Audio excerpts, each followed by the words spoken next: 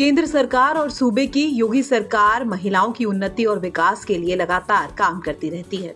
उनके लिए कई योजनाएं और कार्यक्रम ऐसे लाए जाते हैं जो जन्म से लेकर बेटी के विवाह तक और कई बार उसके बाद भी उनके जीवन को आसान बनाने और उनकी तरक्की को निर्बाध तरीके से आगे बढ़ाने के काम में आते हैं। आज हम आपको बताएंगे एक ऐसी ही योजना के बारे में जो न सिर्फ लड़कियों के जन्म, शिक्षा और स्वास्थ्य को बढ़ावा देती है, बल्कि साथ ही बालिकाओं के सशक्तिकरण और उनके उज्जवल भविष्य के लिए वित्तीय सहायता भी प्रदान करती है।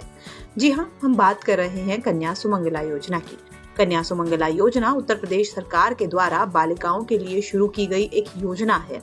इस योजना के तहत बालिकाओं को विभिन्न चरणों में वित्तीय सहायता प्रदान की जाती है, जैसे कि जन्म के समय, टीकाकरण के बाद, स्कूल में प्रवेश के समय और उच्च शिक्षा के लिए। इस योजना का मुख्य उद्देश्य बालिकाओं के प्रति समाज में सकारात्मक सोच को विकसित करना, बाल विवाह को रोकना और बालिकाओं को आत्मनिर्भर बनाना है। इस योजना में बच्ची के जन्म से लेकर उसकी आगे की पढ़ाई के लिए सरकार समय समय पर आर्थिक सहायता देती है।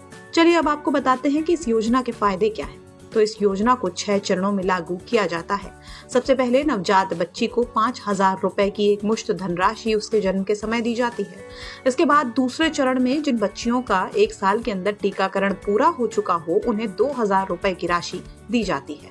वहीं तीसरे चरण में उन बच्चियों को जिन्होंने पहली क्लास में प्रवेश लिया हो, 3,000 रुपए की राशि दी जाती है। और इसके बाद चौथे चरण में वो बच्चियां जिन्होंने छठी क्लास में एडमिशन लिया हो, उन्हें 3,000 रुपए की राशि दी जाती है।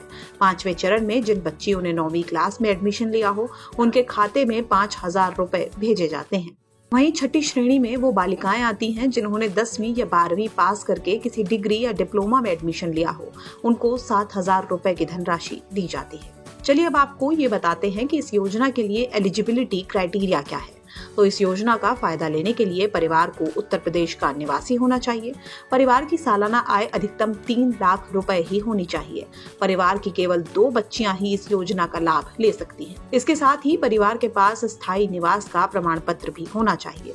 चलिए अब आपको बताते हैं कि इस योजना के लिए आपको अप्लाई कैसे करना है। तो सबसे पहले आपको इस योजना की आधिकारिक वेबसाइट mksy.up.gov.in पर जाना होगा। इसका लिंक आपको डिस्क्रिप्शन बॉक्स में भी मिल जाएगा। आपको नागरिक सेवा पोर्टल में आवेदन करें या अप्लाई का विकल्प मिलेगा, उस पर आपको क्लिक करना है। नियम पढ़कर आई अग्री पर क्लिक करें। अब रजिस्ट्रेशन फॉर्म में अपनी डिटेल्स भर दें। इसके बाद आपको अपने नंबर पर एक OTP मिलेगा, उसको भर दें। फिर आपको एक यूजर ID और पासवर्ड प्राप्त होगा। इसका उपयोग करके वेबसाइट पर लॉगिन करें। लॉगिन करने के बाद आपको बालिका का पंजीकरण करने का फॉर्म मिलेगा।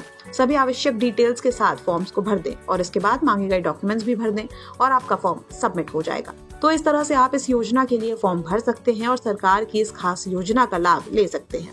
तो ये थी कन्या सुमंगला योजना के बारे में जानकारी। अगर सरकार की किसी और योजना के बारे में आप जानकारी चाहते हैं तो आप हमें कमेंट बॉक्स में जरूर बताएं।